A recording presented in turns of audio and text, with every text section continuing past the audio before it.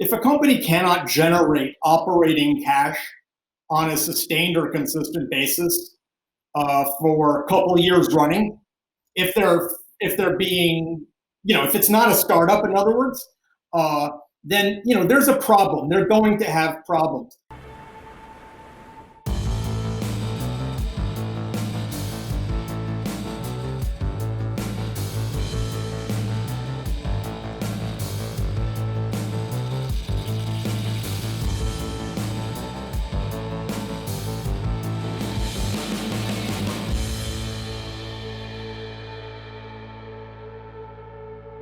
Now, another tell of mine goes the other way. I love to see, as a reporter, management, senior management, and I mean top five, C-suite, corner office types, who are who aren't really experienced or successful operators. And I'm not saying that they can't. You can't have a staircase on your career. Five steps up, one vertical, or one down. I'm not saying that. I'm saying that Insys is a great example. The guy who ran it, his previous experience was 18 months in the private banking training program of Northern Trust.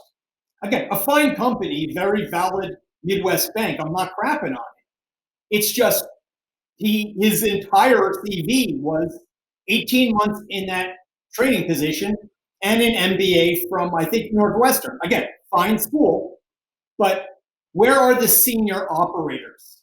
Where are people coming from? That's a big tell. Any crap company has crap executives. Okay, I mean, and there's, if you're a short seller and you skimp on that, I hope you get bought in twice a week. I mean, it's just such easy work to do, and yet so many, quite frankly, investors, longs and shorts, forget to do it. Who's running the company and what's their real CV? A company that's inclined to do crummy things on an operation basis does crummy or baffling transactions beforehand. So I look for baffling transactions. A money raise, that makes no sense. You do an IPO with a normal bank, and then you do a $40 million line of credit in Cyprus. I want to see things that honestly make me go, what on God's green earth is that thing? The all-time great example of this is Chesapeake Oil and Gas, running $20-30 million a year for the company for, hosting his private art and map exhibits in the lobby. Like he had a curator on staff that he was paying $700,000 a year to.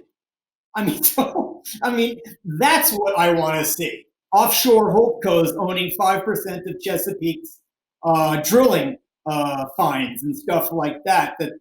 Off the top line there. So I mean, it's that kind of stuff. I love a baffling transaction. There's no getting around a good investigation. You have to be looking for footnotes to the filings, both their SEC or Ontario, or they're stipulated to financial filings. Always have footnotes that walk back or clarify what the assumptions they've just made 13 pages prior. The all-time great example of that is a Countrywide in financial in 2004, 2005. They were screaming, we have 5% of our book in subprime. That's it, no more. Mozilla would put his foot down and scream, about that. And then in their footnotes, even short sellers, well, most short sellers missed it. Their footnotes said that, they define subprime differently. Their 40% of their book would have been, subprime if they used a traditional measurement. They used a much more liberal measurement. So I love to see, footnotes. You can't get around footnotes. And then if you're getting really serious and you think you have a situation here, you should be scouring all known databases for legal filings. And then you want to be in the legal footnotes.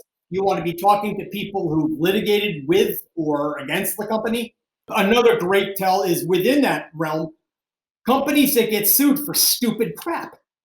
Like Valiant got sued by its gardener, the guy who mowed the lawn outside of its corporate headquarters in Jersey, like middle or central Jersey, hadn't been paid in months because they had done so many mergers over years that they just had no internal way to keep track of expenses. A company that is a $300 or $280 stock price should be able to get the gardener a check once a month for driving the mower.